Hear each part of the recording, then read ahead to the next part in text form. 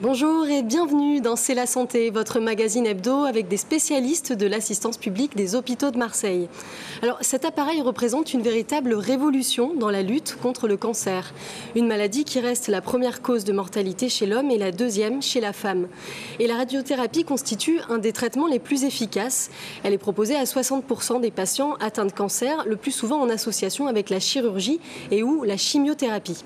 Alors dans cette émission, nous allons découvrir ce nouvel appareil qui vient d'arriver à Marseille, sachant qu'il n'y en a que 7 en France. Donc avec nous pour en parler, le professeur Didier Cohen, chef de service de radiothérapie dans les hôpitaux de la Timone et l'hôpital Nord, et le docteur Emmanuel Gross, radiothérapeute. Bonjour et bienvenue sur ce plateau. Alors avant de vous donner la parole, je vous propose tout de suite de regarder la présentation de ce nouvel appareil. Reportage. La PHM s'est organisée selon les directives du plan cancer pour prendre en charge de manière performante et humaine les malades atteints de cancer. Le tout récent service de radiothérapie de l'hôpital Nord est ainsi équipé d'un appareil de tomothérapie, synthèse des dernières évolutions techniques de la radiothérapie conformationnelle guidée par l'image et radiothérapie par modulation d'intensité. L'appareil de tomothérapie est un concept, on va dire, totalement innovant, à savoir que l'irradiation est délivrée au moyen d'un fin pinceau. Ce fin pinceau d'irradiation permet de faire des irradiations beaucoup plus précises et le patient se déplace sur une table au milieu de ce faisceau d'irradiation qui permet également de traiter des zones beaucoup plus larges, des champs d'irradiation jusqu'à 1,60 m. Les rayons délivrés par l'appareil ciblent la lésion au plus près, préservant ainsi les tissus et organes alentours. La tomothérapie est utilisée pour le traitement de tumeurs difficiles à irradier avec des techniques classiques. Les localisations les plus fréquentes sont les tumeurs de la prostate, les tumeurs ORL, les tumeurs cérébrales et les tumeurs pelviennes, qu'elles soient digestives ou gynécologiques. Pour le haut du corps, un masque en matière plastique qui durcit en quelques minutes est moulé, gardant ainsi la forme du visage. Il sera fixé à la table de la machine pendant le traitement afin d'éviter tout mouvement lors de l'irradiation. Un scanner préalable permet de localiser les lésions. Une équipe de médecins et de physiciens étudie les images scannées afin de définir l'intensité des doses nécessaires et suffisantes pour détruire la tumeur. Sur ces coupes qu'on récupère, le médecin, après avoir fait sa prescription et après avoir vu le patient en consultation, fait ce qu'on appelle un contourage ou dessine en fait les organes concernés qui doivent être traités et les organes sains qu'on doit épargner en même temps. Et donc c'est ce qu'on appelle aujourd'hui la radiothérapie conformationnelle, puisqu'elle se conforme au contour de la tumeur et des organes au plus près pour épargner au maximum et traiter la tumeur avec une dose curative suffisante. Et puis à la fin du contourage, on a une reconstruction en 3D et on voit exactement ce qui a été fait de la forme de la tumeur, la forme des organes. Et par la suite, le physicien récupère ces coupes contourées, donc dessinées, et peut lancer le calcul en se basant sur une prescription, donc via des logiciels complexes. Les résultats sont validés par un médecin, puis transmis à l'appareil de tomothérapie pour que le traitement puisse commencer. Pour obtenir une irradiation plus précise, à chaque séance pendant le traitement, le scanner intégré permet à l'appareil de se repositionner par rapport à un éventuel déplacement de la tumeur et des organes voisins. Actuellement, avec les appareils, nous irradions des faisceaux très homogènes qui sont statiques, qui ne bougent pas. Cet appareil-là permet d'avoir des irradiations non statiques et de faire de la radiothérapie par modulation d'intensité dynamique. C'est une révolution parce qu'on n'a plus de complications. On a certaines localisations pour lesquelles les complications ont disparu. En France, 7 établissements sont équipés d'un appareil de tomothérapie. La PHM est le seul CHU à en disposer et à en faire bénéficier tous les patients du Grand Sud-Est.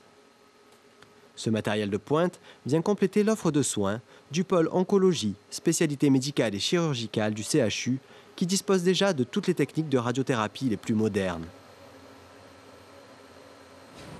Alors, en quelques mots, qu'est-ce qu'a changé cet appareil arrivé donc, il y a 2 mois à Marseille?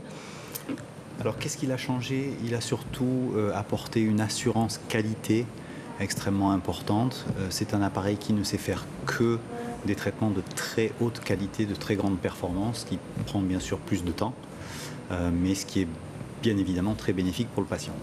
Alors, la tomothérapie, en fait, c'est de la radiothérapie guidée par l'image. Qu'est-ce que c'est? C'est pas exactement ça. C'est un concept, en fait. Tomothérapie, c'est simplement, ça fait référence au fait que l'accélérateur de particules tourne autour du malade en permanence. Et c'est un concept d'irradiation différent de l'irradiation habituelle qui se fait par des faisceaux fixes. Là, c'est donc un appareil de traitement qui tourne en permanence autour du patient et dont la forme de l'irradiation change tous les 7 degrés, ce qui permet de délivrer en fait la dose de radiothérapie par petites touches successives. Alors on a l'habitude de parler de pixelisation de l'irradiation parce qu'on fait ça par petites touches. Voilà. Alors c'est un appareil qui fait aussi scanner. Quel intérêt justement? Ça permet avant chaque séance d'irradiation de bien vérifier la position du patient sous l'appareil. Contrairement à ce qu'on fait habituellement où c'est juste des faisceaux simples, des radios simples, là c'est un scanner qui est fait carrément avant chaque séance d'irradiation. Donc ça permet d'avoir vraiment le positionnement le plus précis possible. Et si jamais il y a un mouvement du patient ou bien une différence par rapport à l'anatomie initiale, on se déplace tous les jours pour irradier tous les jours le bon endroit à la dose voulue. Justement, ça, auparavant, ça se passait comment avec les machines actuelles? Le scanner, on le faisait longtemps avant? C'est ça. En fait, un des grands avantages de cette technique, c'est que la position du patient est ajustée tous les jours, juste avant la séance. Ça permet de s'affranchir des problèmes, par exemple pour une tumeur de prostate, ça permet de s'affranchir des problèmes de rectum dilaté, voilà. De vessie pleine, non pleine. Donc ça, c'est vraiment la radiothérapie adaptative, ça s'adapte à l'anatomie quotidienne du patient.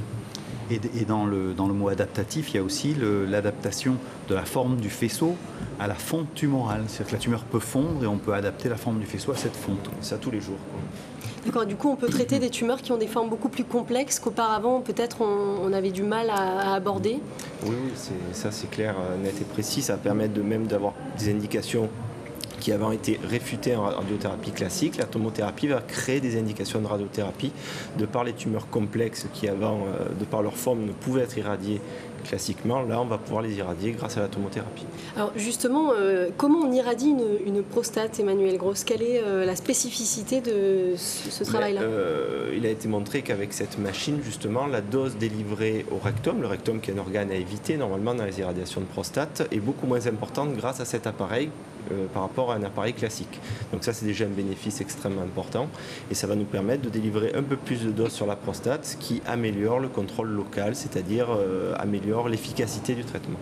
D'accord. Et l'intérêt justement d'avoir le fait que l'appareil s'adapte au mouvement du patient? Ça permet de diminuer les marges de sécurité qu'on prend habituellement dans une radiothérapie classique et ainsi de mieux cibler quotidiennement la lésion, enfin la prostate en l'occurrence.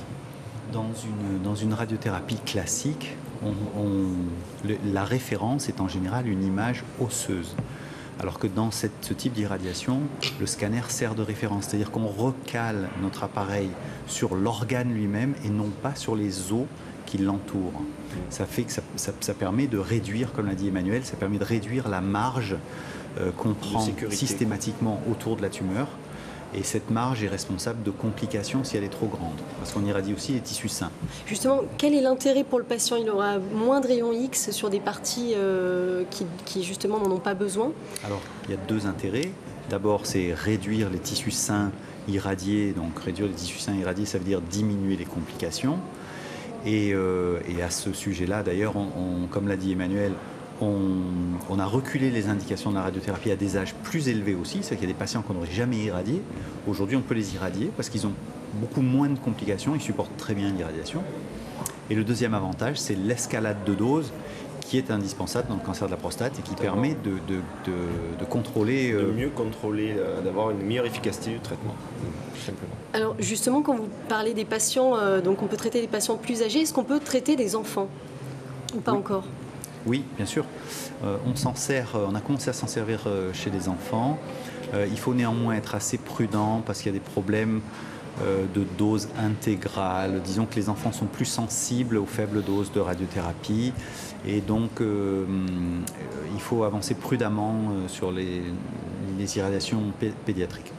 Vous avez des exemples de personnes justement qui auraient pu ne pas être traitées du tout et grâce à cette technique qui ont pu être traitées? Bien sûr, une dame la semaine dernière, une dame qui a terminé son traitement, qui a duré 5 semaines, qui était un traitement par radiothérapie externe. Elle avait 92 ans, sur un volume d'irradiation très étendu, puisqu'il y avait un grand volume d'anse digestive qui était dans le faisceau d'irradiation qu'on n'aurait jamais pu traiter sur ce grand volume avec une technique normale. Et en tomothérapie, on l'a traité et on est allé au bout du traitement sans le moindre problème. Il peut aussi y avoir des indications de réirradiation, c'est-à-dire des patients qui ont déjà été irradiés et pour qui on a dit on ne peut plus le faire en radiothérapie classique, mais là, grâce à cette machine, on va pouvoir réirradier des personnes qui ont présenté une récidive 1 an, 2 ans ou 3 ans après la maladie initiale, par exemple. Alors quand on fait le constat justement qu'on ne peut plus le faire, c'est parce que la dose a été déjà au maximum justement Oui, c'est surtout la dose aux organes à risque, c'est-à-dire aux organes nobles autour de la tumeur qui ont déjà reçu une dose qu'on qualifie d'importante. Donc en radiothérapie classique, on ne pourrait plus le faire. Grâce à la tomothérapie, on va éviter au meilleur, on va vraiment éviter parfaitement les organes à risque et donc on va pouvoir réirradier ces patients-là. Alors, qui ça va toucher cette nouvelle technique? Est-ce qu'il va y avoir un recrutement des patients ou comment ça fonctionne? 2 choses. On essaye de limiter un petit peu les indications aux maladies pour lesquelles c'est reconnu. Et dans le reportage, il a été dit assez clairement que en fait, ce sont les localisations qui bénéficient le mieux de la radiothérapie par modulation d'intensité, c'est-à-dire les localisations pour lesquelles il y a des organes sains autour. Qu'il faut préserver. Donc, comme par exemple, c'est l'ORL. Voilà, l'ORL parce que vous avez les glandes parotides. Si vous irradiez trop les parotides, les gens n'ont plus de salive après. Ça peut être très handicapant dans leur vie de tous les jours. Ça peut même se terminer par des très graves dépressions, de ne plus avoir le goût des aliments. Les tumeurs cérébrales, on comprend facilement parce qu'il faut protéger le cerveau autour, qui n'a pas besoin d'être irradié. Les tumeurs pelviennes, c'est essentiellement pour le tube digestif, la vessie, le rectum. Voilà. Les patients atteints de métastases multiples aussi peuvent en bénéficier? Oui, parce qu'on va pouvoir en une séance traiter plusieurs localisations en même temps. Par exemple, un patient qui a plusieurs métastases osseuses d'un même cancer à différents endroits du corps, étant donné que c'est la table qui avance et qu'il n'y a pas de limite de champ d'irradiation, on va pouvoir traiter toutes ces lésions en une fois et en une seule séance. Alors, combien de patients on pourra traiter? Est-ce qu'on a déjà un ordre d'idée par année? Alors forcément, on en traite moins que sous un accélérateur traditionnel parce que le traitement est plus long, mais on s'est fixé un objectif d'environ 200 patients par an. D'accord, le traitement plus long, c'est-à-dire combien de temps à peu près par rapport au scanner classique qu'on connaît? Un traitement normal chez nous dure 12 à 15 minutes. Un traitement par tomothérapie va prendre 25 minutes. D'accord. Est-ce que c'est contraignant pour le patient parce qu'il ne faut pas bouger? On l'a vu, il y a un système de masque. C'est assez contraignant. L'appareil fait un peu de bruit parce qu'il est refroidi en permanence. C'est une clim qui est très puissante. Donc oui, le patient doit être... on est obligé de le couvrir et il doit rester effectivement pendant 20-25 minutes sans bouger, quoi. D'accord, justement là pour qu'il ne bouge pas, donc il y a des méthodes, donc c'est un nouveau masque. Voilà. Moyen de contention, puisque quand on prétend travailler au millimètre près, puisque ce genre d'irradiation permet justement de travailler vraiment au millimètre ou 2-3 mm près, bien sûr il faut être certain que le malade ne bouge pas de 2-3 mm, c'est-à-dire que déjà s'il respire, il peut bouger. Qu'est-ce que ça entraînerait justement le fait de bouger par rapport au traitement? D'irradier des zones qui ont moins besoin d'être irradiées, et aussi de rater la tumeur. D'accord, ça peut être, effectivement, ça peut être possible. Ah oui, si vous réduisez vos marges pour ne pas traiter les organes sains, il faut quand même continuer à traiter la tumeur. Donc il faut faire très attention et être très attentif à ça. C'est pour ça qu'on fait des scanners avant chaque séance, d'autant plus. D'accord, parce que justement, on peut avoir affaire à des tissus, à des organes qui bougent, qui n'ont jamais la même position. Jamais la même position, peut-être pas, mais qui bougent légèrement, oui, ça oui. Alors, on l'a vu, cet appareil permet de traiter des tumeurs de forme complexe, mais est-ce qu'il peut supprimer totalement des tumeurs? Bien sûr. Bien sûr, bien sûr. Il y a des tumeurs qui relèvent de la radiothérapie exclusive, notamment les tumeurs ORL, notamment certaines tumeurs du col de l'utérus ou certaines tumeurs du canal anal.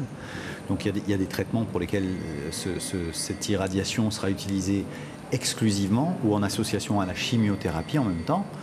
Et puis il y aura des indications forcément d'irradiation post-opératoire en association avec la chirurgie. Et au niveau de la durée du traitement, ça peut prendre quelques jours comme beaucoup plus, c'est en fonction de la tumeur. Alors ça c'est un des avantages qu'Emmanuel développe justement, c'est de raccourcir la durée totale du traitement en intégrant le boost. Tu veux peut-être en dire deux mots ? On va dire deux mots. En fait, l'idée, c'est un projet de recherche, c'est de faire un tout petit peu plus de doses tous les jours que ce que l'on fait classiquement, étant donné qu'on est dans la radiothérapie de haute précision. Donc on va se dire, on va faire un petit peu plus de doses pour diminuer la durée totale du traitement, diminuer le nombre de séances. Parce qu'actuellement, pour une irradiation prostatique, par exemple, on fait 37 séances. Pour le patient, il faut venir tous les jours. Ça veut dire des allers-retours, ça veut dire l'attente. Là, on va essayer de réduire le nombre de séances. On va essayer de ramener ça à 28 séances. D'accord. Ça reste un projet actuellement, donc on va... Et est-ce que la tomothérapie pourrait permettre à terme justement d'augmenter les doses sur l'organe cible sans endommager les tissus voisins? Donc c'est ce que vous d'augmenter la dose sur les organes atteints, de diminuer le temps, pas le temps de séance, le temps total du traitement, le nombre de séances du traitement. Donc tout ça, c'est bénéfique pour le patient. Alors, il n'y a que 7 appareils de ce type en France. Marseille est le premier CHU à en disposer. Pourquoi Marseille? Alors, d'abord, ces appareils ont été alloués, on va dire, par un appel d'offres qui venait de l'Institut national du cancer, ont été alloués essentiellement aux centres anticancéreux. Voilà, grâce à cette aide de l'Institut national du cancer. Mais bien évidemment, dans les CHU, on était intéressés par ce concept. Les centres de lutte contre le cancer ont rendu des évaluations qui étaient plutôt positives, puisque pour 2 centres anticancéreux, qui sont l'Institut Curie et le centre de Lille, ils se sont engagés dans l'achat d'un 2e appareil. Donc ils ont tous les deux des 2e appareils en train d'être installés. Et donc, il y a 2 ans et demi à peu près, nous sommes allés voir la direction générale en leur proposant ce projet. Et puis, on a été suivi très rapidement par le conseil général et par la direction générale. Et on a réussi à financer ce projet et à le monter et à installer la machine en 2 ans, 2 ans et demi. Ce qui est vraiment un délai record pour un investissement aussi important. Alors, la France a connu récemment des problèmes liés à l'injonction parfois de mauvaises doses lors de séances de radiothérapie. Comment on fait pour s'adapter justement quand on a un nouvel appareil qui arrive? Alors, comment on fait? Bien sûr, il faut mettre en place des procédures qualité très importantes et grâce à des personnes, à l'assistance publique, je pense à M. Guidicelli, qui s'occupe de la qualité dans le service. On a mis en place donc des programmes et des retours, des réunions de retour d'expérience. Alors les réunions de retour d'expérience sont des choses qui proviennent de l'aviation civile. Vous savez qu'Air France a un programme où chaque fois qu'un pilote pose son avion, il doit rapporter ce qui s'est passé. Donc nous sommes allés voir Air France, nous nous sommes formés auprès d'eux et puis on a importé ça, on l'a adapté à notre service bien sûr, ce que font beaucoup de services en France à l'heure actuelle. Donc on l'a adapté à notre service et aujourd'hui on a tous les mois des réunions de retour d'expérience. Alors réunion de retour d'expérience, on va analyser tous les dysfonctionnements, tous les problèmes qu'il y a pu y avoir et qui pourraient potentiellement, s'ils se renouvelaient, aboutir à un incident ou un accident et on met en place des solutions. À l'avance, on met en place des solutions en imaginant ce qui pourrait se passer. Alors, dans le reportage, on a vu que des physiciens intervenaient sur les images scannées, notamment dans le choix de l'intensité des doses, par exemple. Mais quel est le rôle du physicien, justement? Alors, le rôle du médecin, lui, va être de définir une dose à délivrer à des organes et de limiter la dose délivrée à d'autres organes, aux organes à risque notamment. Donc, le physicien va lui créer un plan de traitement, qui va essayer de respecter toutes ces contraintes de dose et qui va être ensuite validé par le médecin. sachant que c'est le médecin au final qui valide quand même le traitement. Mais c'est le physicien qui travaille, qui fait ce qu'on appelle une dosimétrie, qui va donc déterminer que dans tel organe, il va falloir mettre telle dose maximum, dans un autre organe, telle autre dose maximum. Et dans l'organe à irradier, il y a une couverture à établir pour que l'organe que l'on veut irradier soit vraiment correctement traité. Alors, de tout temps, en fait, en radiothérapie, on a travaillé en binôme justement avec des physiciens. Oui, de tout temps, ces procédures-là étaient déjà valables avec l'ancienne radiothérapie, mais là, forcément, avec la nouveauté de la tomothérapie, les contraintes de dose varient, les contraintes de dose changent. Ce qui fait une contrainte de travail supplémentaire pour les physiciens, mais surtout des très beaux plans de traitement à l'arrivée. Alors, quel est l'intérêt des irradiations non statiques? On l'a vu sur les images, c'est des irradiations qui bougent autour du patient. Qu'est-ce que ça apporte? Mais surtout, la tomothérapie va permettre en fait une multiplicité de faisceaux, vu qu'il n'y a pas un faisceau fixe. Donc, il n'y a pas vraiment de limite de faisceaux et on pourra irradier à différents angles, tous les 7 degrés, hein, vous avez dit, M. Coven. Donc, ça permet vraiment, plus on multiplie les portes d'entrée, mieux on va pouvoir éviter les organes qu'on veut, justement, sur lesquels on a des contraintes de dose. Et vous imaginez donc la difficulté pour les radiophysiciens de calculer les doses d'irradiation. Avant, effectivement, ils avaient 4 faisceaux à calculer. Là, aujourd'hui, il y a des centaines et des centaines de faisceaux en vérité qui sont à calculer, à modéliser. Et à ce sujet, il faut vraiment rendre hommage aux radiophysiciens qui ont un travail énorme avec cette machine. Pour vous donner un exemple, en travail de radiothérapeute, de contourage des organes, des volumes cibles, ça peut prendre 1 à 2 heures de travail par patient. Que cette partie-là, et du point de vue radiophysique, les calculs, ça va être des 8 heures, 10 heures entre le travail que fait le physicien, le travail que fait la machine. D'accord, justement, comment ça se passe quand un patient arrive? Quelle est un peu la procédure pour le physicien? Alors le parcours patient, les patients viennent dans le service, sont vus d'abord en consultation. Le médecin prescrit la dose, comme l'a dit Emmanuel. Le médecin est responsable de la prescription de dose et le physicien est responsable du fait que la dose prescrite soit bien délivrée au bon endroit où a dit le radiothérapeute. Donc une fois que le patient a été vu en consultation et qu'on a porté l'indication de radiothérapie, il bénéficie d'un scanner. Donc il y a des coupes scanners tous les 1-2 mm sur toute la zone à irradier, tous les volumes à risque dans ce volume. Et ensuite, le médecin contourne dans toutes les zones en donnant les doses à respecter au physicien, en lui disant, ben voilà, je veux mettre tant de doses à tel endroit, je ne veux pas dépasser ça là, par contre à 2 mm à côté, je veux qu'il y ait une très forte dose, et le physicien travaille derrière. Alors, on le rappelle, sur le plan médical, les services de chirurgie thoracique, mais aussi de chirurgie urologique, qui étaient auparavant aux hôpitaux sud, donc spécialisés dans la cancérologie, sont venus renforcer, donc depuis le mois de juin, les équipes médicales et chirurgicales, donc déjà présentes sur l'hôpital Nord et très actives en oncologie. Alors, si on peut un petit peu résumer pour les personnes qui nous écoutent, quelle est la spécificité de l'hôpital Nord aujourd'hui ? Je pense que sur l'hôpital Nord, on va pouvoir traiter toutes les pathologies cancéreuses actuellement. Enfin, je veux dire, le plateau technique le permet, l'équipement en termes de radiothérapie avec cette tomothérapie va le permettre, donc il n'y a pas vraiment de limitation de spécialité. Il y a un pôle oncologie très fort qui se forme non seulement à la Timone, mais aussi à l'hôpital Nord, et à l'hôpital Nord qui s'adresse, on va dire, davantage aux personnes, qui est davantage tourné vers le nord du département. Et en termes de santé publique, c'est bien aussi parce que ça limite les déplacements des patients qui viennent du nord et qui vont donc être traités à l'hôpital Nord. Alors, par le biais d'une convention, cet appareil va être co-utilisé aussi, donc avec l'Institut Paoli-Calmettes. C'est une première de fonctionner comme ça? Non, on a à l'assistance publique plusieurs conventions avec l'Institut Paoli-Calmettes. Moi-même, j'ai été formé à l'Institut Paoli-Calmettes, où j'ai passé 10 ans. Et donc, parmi les différentes coopérations, il y a celle-là. Quand on a voulu investir dans cet appareil et on savait que l'Institut était également intéressé, on leur a proposé un partenariat d'utilisation. Alors, on est largement majoritaire, mais la machine leur permet... ils ont des créneaux pour traiter 5-6 patients par jour.